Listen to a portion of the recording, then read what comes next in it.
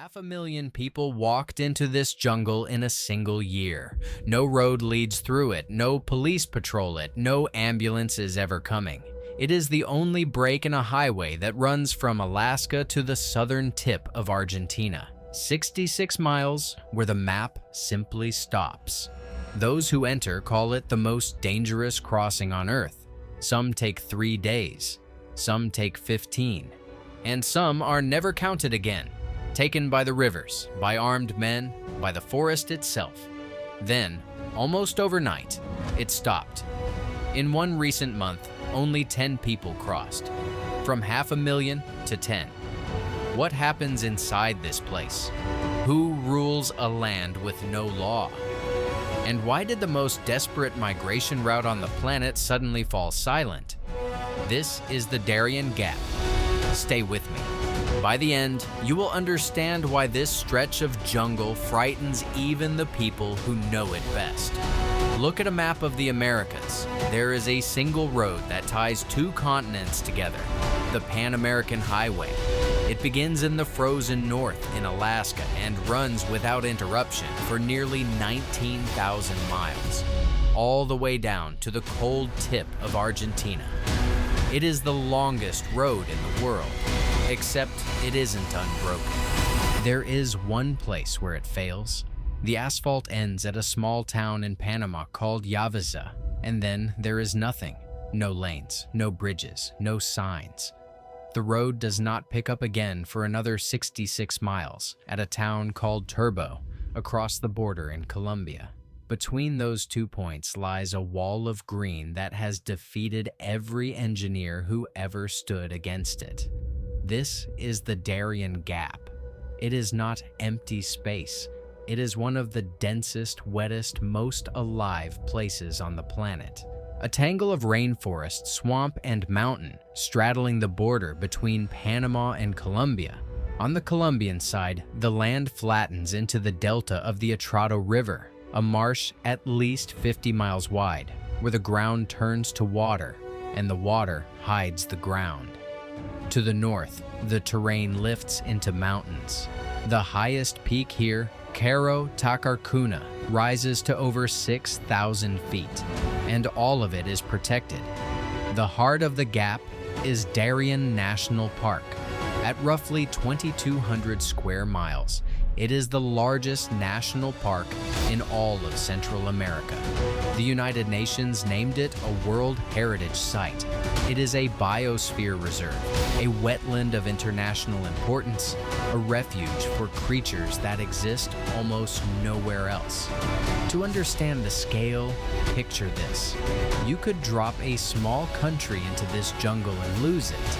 Harpy eagles, birds with a wingspan wider than a man is tall, hunt monkeys beneath the canopy. Jaguars move through the undergrowth. 4 species of crocodile wait in the rivers. It rains here for 6 months of the year, sometimes without stopping, and the rivers can rise from ankle deep to chest deep in a matter of minutes. Just how impassable is it? Consider this. In 1959, a team set out to make the first crossing of the Darién by motor vehicle, a Land Rover and a Jeep. The distance, in a straight line, was barely 100 miles. It took them 136 days, nearly 5 months to travel what a car can cover on an open road in under 2 hours. That is the Darién, a place that turns miles into months. For 100 years, the gap on the map has stayed exactly that, a gap, a blank.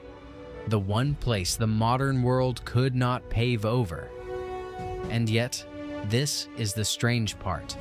For all its danger, this is not a forgotten place. In recent years, it became one of the most traveled wildernesses on Earth, not by explorers, not by soldiers, by ordinary people, families, mothers carrying children, hundreds of thousands of them walking into the one place that engineers spent a century learning to avoid. The question is simple, and it is the question this whole story turns on. Why would anyone do that? To answer it, we have to go back, long before the migrants, long before the highway. To the moment this jungle first earned its reputation as a place that swallows the ambitions of men. The Darién has been breaking dreams for 500 years. In 1513, a Spanish conquistador named Vasco Núñez de Balboa pushed across this narrow strip of land. After days of hacking through the forest, he climbed a ridge and saw something no European had ever seen from this side of the world: an ocean, the Pacific. The Darién was the place where the two great oceans came closest to touching. Whoever could master it would hold the key to the world's trade. That promise would become a curse. At the very end of the 1600s, a small, poor nation decided to stake its entire future on this jungle. That nation was Scotland. The plan was bold to the point of madness. Build a colony here, on the Gulf of Darién. Call it Caledonia. Control the overland route between the Atlantic and the Pacific, and Scotland would become rich beyond imagination. Nearly the whole country believed it. Ordinary Scots, merchants, farmers, widows poured their savings into the scheme. By some estimates, a quarter of all the money in Scotland went into it. In 1698, 5 ships sailed from the port of Leith, carrying around 1,200 settlers toward a paradise they had been promised but never seen. What they found was not a paradise. It was a death trap. Tropical disease swept the camp. Food rotted in the heat. The rains came and did not stop. The Spanish, who claimed this coast, prepared to attack. Within 8 months, the colony was abandoned. Of the 1,200 who sailed, only about 300 came home. Word traveled too slowly across the ocean to stop what happened next. A second expedition, more than 1,000 people, had already set out. They arrived to find the first colony in ruins, and they met the same fate. More than 80% of everyone who took part in the Darién scheme died within a year. In total, it cost roughly 2,000 lives. And it cost Scotland its independence. Bankrupt, humiliated, stripped of a quarter of its wealth, the nation could no longer stand alone. In 1707, Scotland agreed to a union with England. The United Kingdom was born in part because a jungle in Panama destroyed a kingdom. Sit with that for a moment. This place did not just kill people, it erased a nation from the map. But there is one group the Darién never broke: the people who were here first. 3 indigenous nations have lived in and around this forest for centuries. The Embera and the Wunaan, river peoples who build their homes on stilts along the waterways, raised above the floods that could carry away anything on the ground. And the Guna, who hold the Caribbean coast and its islands. The Guna did something almost no one else has ever managed against a modern state. In 1925, they rose in armed rebellion against Panama, and they won. Today, they govern their own semi-autonomous territory on their own terms, by their own law. They had learned what every outsider failed to learn. The Darién cannot be conquered. It can only be respected or survived. For most of the 20th century, that knowledge held. The jungle stayed sealed, a green wall that even the longest road on Earth would have to bend around. And then, in our own time, the wall was breached. Not by an army, by the desperate. And the reason the modern world chose to leave this gap unfinished is itself one of the strangest decisions ever made about a road. By the middle of the 20th century, finishing the Pan-American Highway had become a point of pride. Only one stretch remained unbuilt: the Darién, and men with money and machines lined up to conquer it. In 1962, an expedition backed by General Motors tried to drive across. They brought Chevrolets, a bulldozer, a truck full of fuel. The jungle stopped them cold. Then came an idea so extreme it sounds invented. In 1964, engineers seriously studied a plan to blast a trench straight through the isthmus, using 325 nuclear explosions, to carve a highway out of the Darién with atomic bombs. It never happened. But the fact that it was ever on the table tells you how desperate and how stubborn the dream had become. By 1971, the United States, Colombia, and Panama signed a real agreement to close the gap for good. The estimated cost was $150 million. The surveyors went in with modern equipment and came back with a warning. Their own reports described the terrain as the worst imaginable for a road. Porous limestone that would swallow foundations, vertical banks of mud, daily flash floods, 6 months a year when the ground was simply impassable. But the terrain was not what finally killed the highway. A disease did. Foot and mouth disease, a virus that devastates cattle. It existed in South America. It did not exist in North America. And the Darién, this impenetrable wall of forest, was the one thing stopping it from spreading north. A living quarantine, 66 miles thick.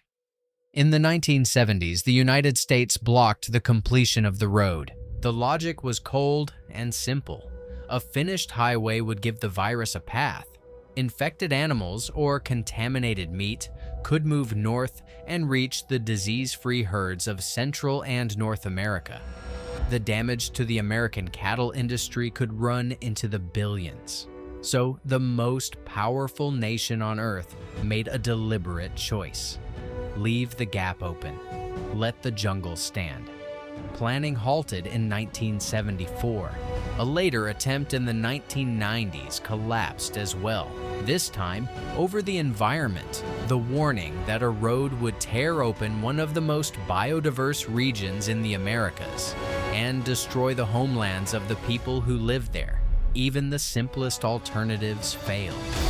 For years, ferries ran along the coast to carry vehicles around the gap. One by one, they shut down. Not profitable enough. The Darién defeated even the boats, and so it remained the one wound the modern world chose not to heal. A blank on the map, kept blank on purpose. For decades, that silence held. A few smugglers, the occasional lost adventurer, the indigenous communities who had always been there. Almost no one else dared. Then the silence ended. In the space of just a few years, a trickle became a flood. People began arriving at the edge of the jungle, on the Colombian coast by the thousand. They came from Venezuela, fleeing an economic collapse that had emptied supermarkets and savings accounts alike. From Haiti, from Ecuador, from Cuba, and from far beyond the Americas, from China, from across Africa and Asia. People who had run out of every other option, all converging on the same green wall. In 2019, around 24,000 people crossed the Darién, a serious number for a place with no road.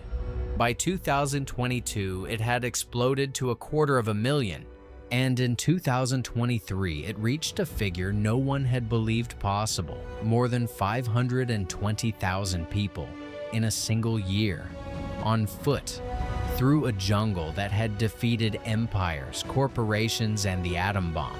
The question was no longer why the road was never built. The question was what it actually meant to walk across the gap where the road should be. And the answer begins on a beach. The journey starts in a town called Nicoclí on the Caribbean coast of Colombia. For years, this small beach town became a waiting room for the world's migrants. Thousands camped on the sand, sometimes for weeks, watching the green line of the jungle across the water, saving for the next step. Because the crossing is not free. And it is not wild. It is a business. Everything here is organized by the armed groups who control this coast. To begin, migrants pay a fee, commonly reported between $175 and $300 per person, simply to board a boat.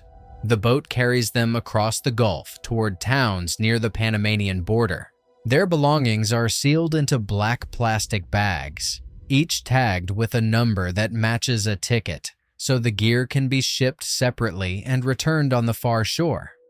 A claim ticket, a numbered bag, a motorcycle taxi to the edge of the trees, and then the trailhead, the point where every system of human help ends and the jungle begins. From here, they walk. The route runs roughly 100 kilometers through rainforest and mountain. For the strong and the lucky, it takes 3 to 5 days. For the old, the sick, families with small children, it can stretch far longer. Early on comes the part the migrants fear most. A climb so steep and so deadly, they have given it a name. La Loma de la Muerte, the Hill of Death, a near vertical ridge of mud climbing toward the flags that mark the border, where there is nothing to hold on to and a single slip can be the last thing you do. One survivor, a Cuban woman of 51, described it plainly. "You cannot look down," she said, "because you run the risk of falling and losing your life." And after the hill, the rivers. The route crosses river after river with no bridges and no boats. The Acandiseco, the Tuquesa, the Turquesa, and more. In the dry season, you wade. In the wet season, which lasts half the year, the rivers become something else. A clear stream at dawn can turn into a brown torrent by noon, rising chest high in minutes after rain falls in the mountains above. People are swept away in front of their families. The Turquesa has its own grim nickname among those who cross. They call it the River of Death, for the number of bodies it carries. You walk for days, soaked to the skin. As that same woman put it, more paths and more hills, more paths and more hills, and always rivers, and you sleep wet every single night. Now, consider who is making this walk. In recent years, the majority were Venezuelan, but the trail has held every kind of person on Earth.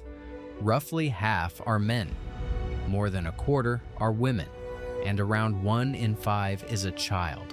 According to the United Nations, half of those children are under the age of 5. Babies carried through the deadliest jungle on the continent. In just the first 6 months of 2023, more than 40,000 children crossed. Through a forest that hides crocodiles and the fer-de-lance, a fast, aggressive viper whose venom rots flesh from the inside. There is no hospital for days in any direction. An injury that would be minor anywhere else becomes a death sentence here. These are the dangers the jungle gives freely. But ask the survivors what frightened them most, and almost none of them will say the jungle. The worst thing in the Darién was human. The Darién is not lawless. That is the first thing to understand. It only looks that way to outsiders. In truth, this jungle is governed by armed groups who have turned human desperation into one of the most profitable enterprises in the region. On the Colombian side, the route runs through territory dominated by a powerful criminal organization. They tax the crossing. They control the boats, the trails, the camps, the guides. By one military estimate, the group collected around $125 from every single person who passed. Multiply that across 500,000 people, and the number becomes obscene. In 2023 alone, the route may have generated something on the order of $65 million. This is not chaos. It is an economy built on people who have nothing left to lose. And inside that economy, the most vulnerable pay a price far beyond money. Robbery is routine. Migrants are stopped on the trail and stripped of everything. Cash, phones, shoes, the bags off their backs. Those who resist are beaten.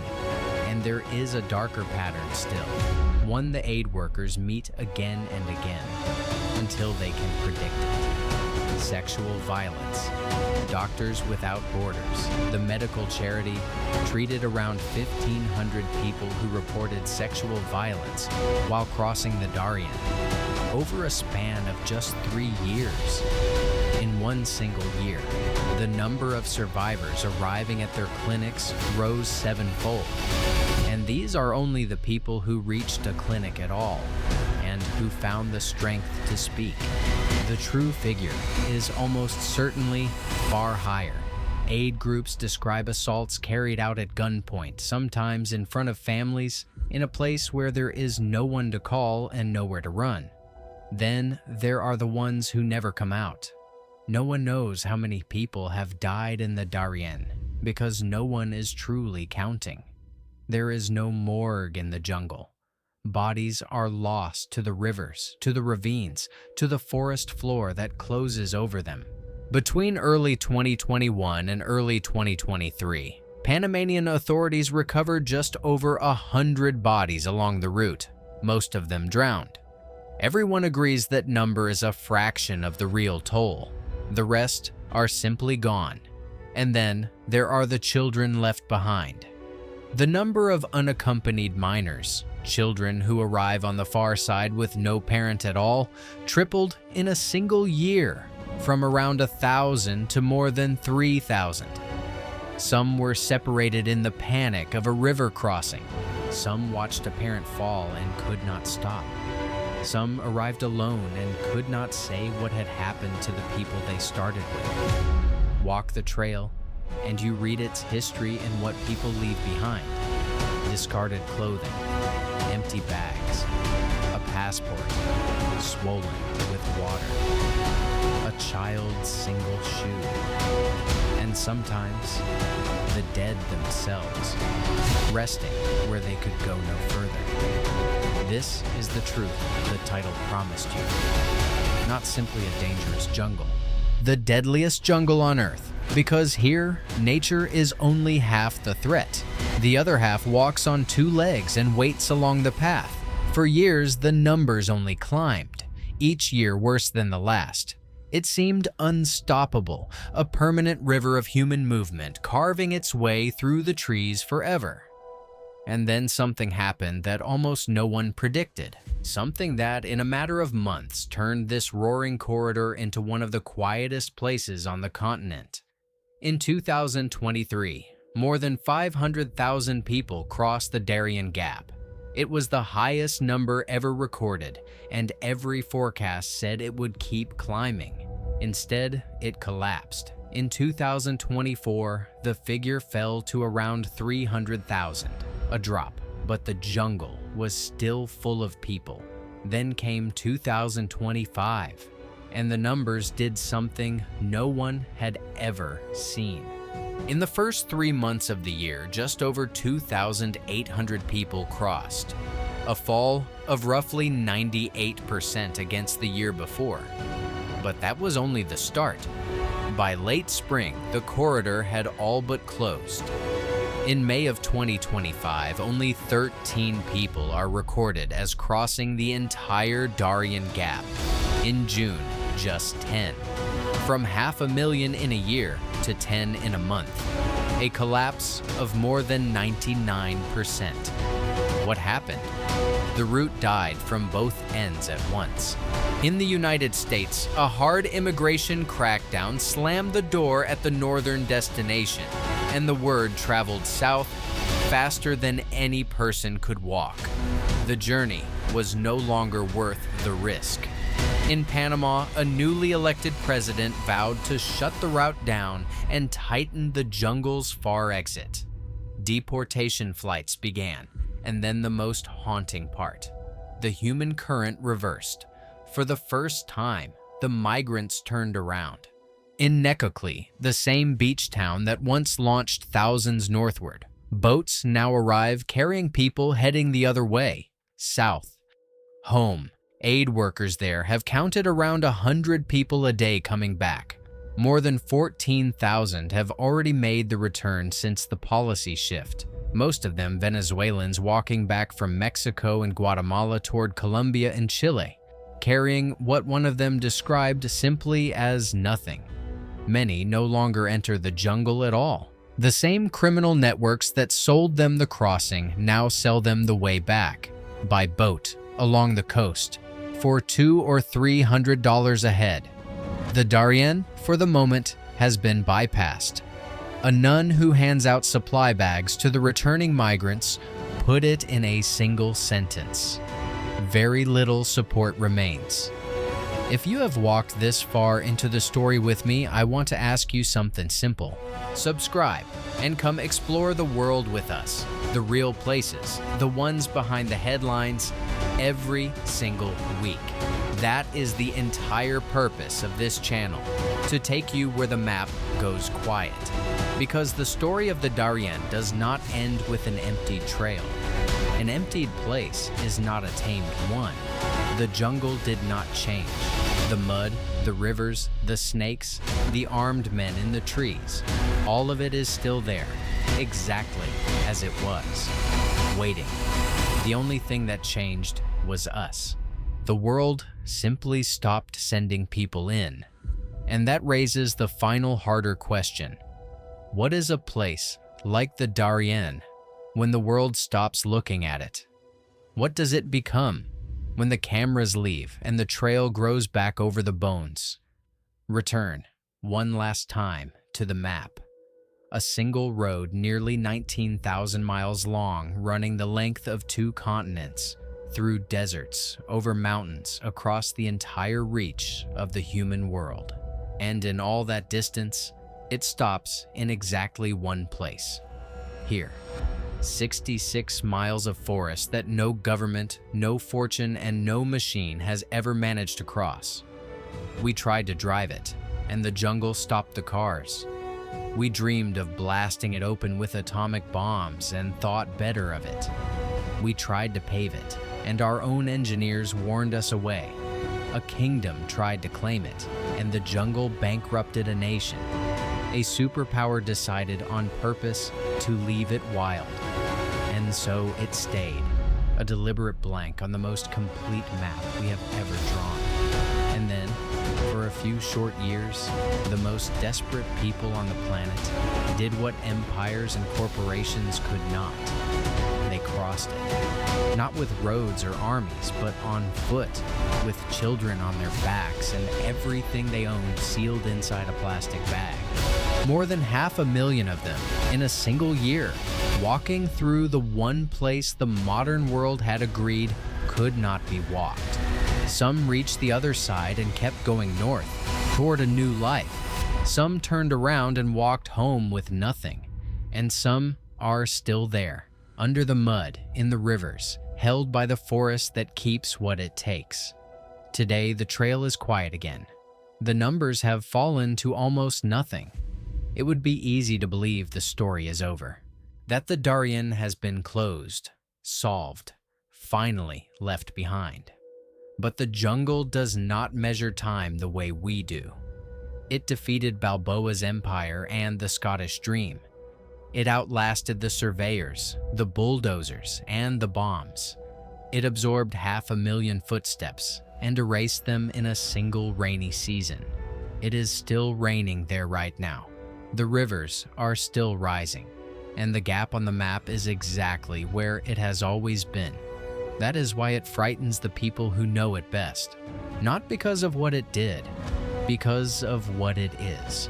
A reminder that there are still places on this earth that belong to no one, that answer to nothing, and forget us completely. If this stayed with you, do 3 things. Subscribe so you do not miss where we go next. Share this with 5 people who think they have already seen the whole world. And tell me in the comments, what surprised you most about the Darién Gap? Then tell me where we should go next. Somewhere remote, somewhere extraordinary, somewhere the map still goes quiet. We will be there. Until then, keep exploring.